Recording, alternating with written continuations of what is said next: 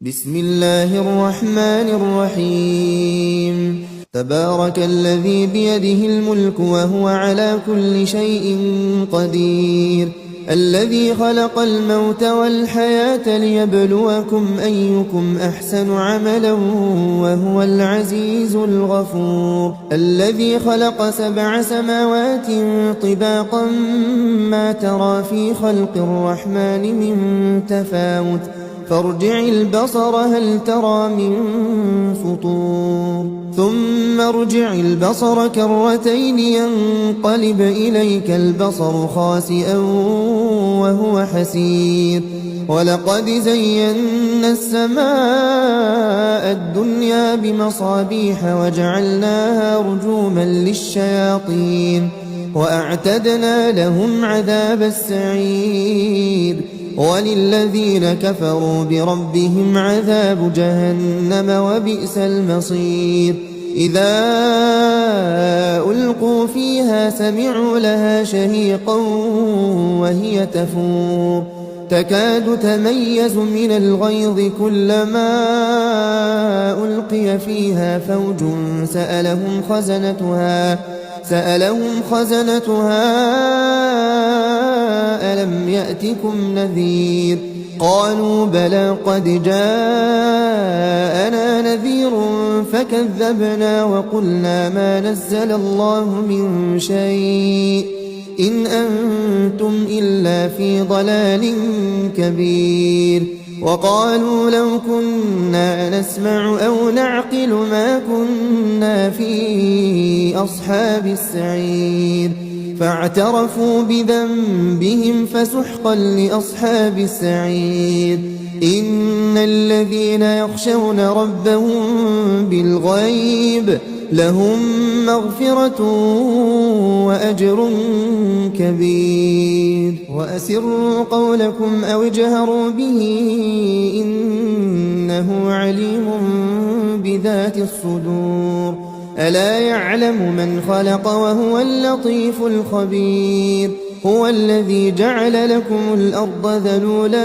فامشوا في مناكبها وكلوا من رزقه وإليه النشور أأمنتم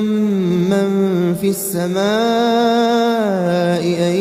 يخسف بكم الأرض فإذا هي تمور أم أمنتم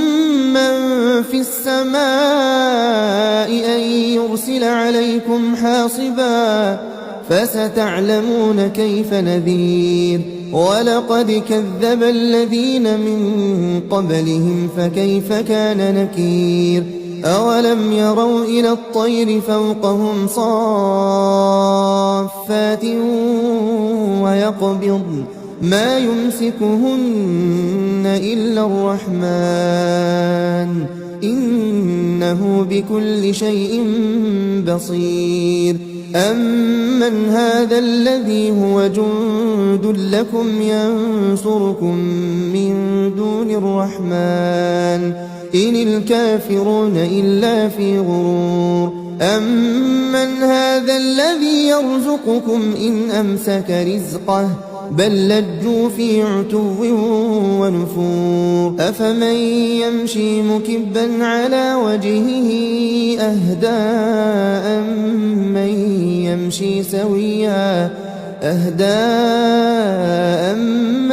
يمشي سويا على صراط مستقيم قل هو الذي أنشأكم وجعل لكم السمع والأبصار والأفئدة قليلا ما تشكرون قل هو الذي ذرأكم في الأرض وإليه تحشرون ويقولون متى هذا الوعد إن كنتم صادقين قل إنما العلم عند الله وإنما أنا نذير مبين فلما رأوه زلفة سيئت وجوه الذين كفروا وقيل هذا الذي كنتم به تدعون قل أرأيتم إن أهلكني الله ومن معي أو رحمنا فمن يجير الكافرين من عذاب أليم قل هو الرحمن آمنا به وعليه توكلنا فستعلمون من هو في ضلال مبين قل أرأيتم إن أصبح ماؤكم غورا فمن يأتيكم بماء